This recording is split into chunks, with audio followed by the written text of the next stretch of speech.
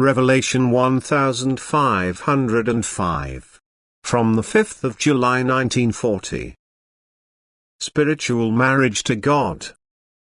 The Spirit's union with the Father Spirit is the most sacred act a person's life on earth can result in, for nothing more beautiful can happen to him. However, only a few people will attain perfection on earth, which is the prerequisite for marriage to the Lord. Hence a person must have become pure, love and denounce all earthly pleasures, then divine love itself will fulfill his yearning, which cannot be compared to earthly happiness nor can it be physically felt to the same extent as spiritually. An earthly environment also requires earthly feelings. Marriage to God, however, is a spiritual process which can only be felt spiritually. It only manifests itself in an earthly way such that the human being is no longer quite as suitable for earthly life and constantly dwells in higher spheres.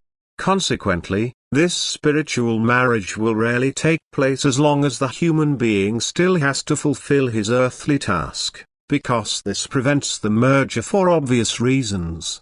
It keeps the person on earth and constantly draws the spirit back to earth and its duties.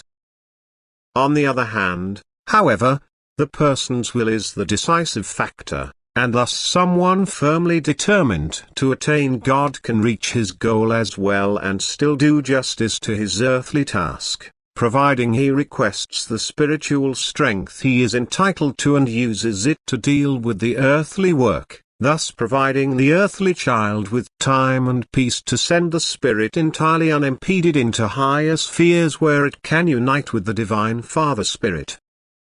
The process of unification may demonstrate itself in various ways, because every person feels differently, therefore that which is given to a human being as supreme happiness must also be perceptible in different ways.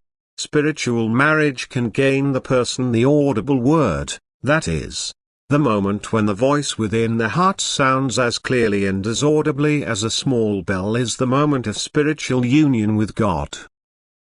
And this voice triggers an inexpressibly blissful sensation, for God's love will have taken complete hold of the earthly child and will draw it to himself.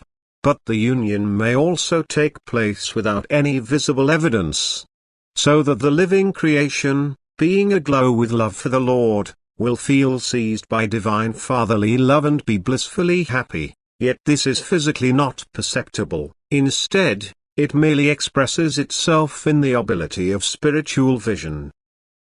This is a very happy state for the earthly child but often makes it incapable of complying with earthly requirements which, however, leaves it unaffected, since it feels that its physical end is close. Spiritual marriage to God is almost always the sign of an imminent passing away from the world, but it will only be understandable to those who are also spiritually striving, whereas a purely earthly inclined person will merely pass an incredulous and unfriendly judgment, because his intellect is incapable of grasping a purely spiritual process. Amen.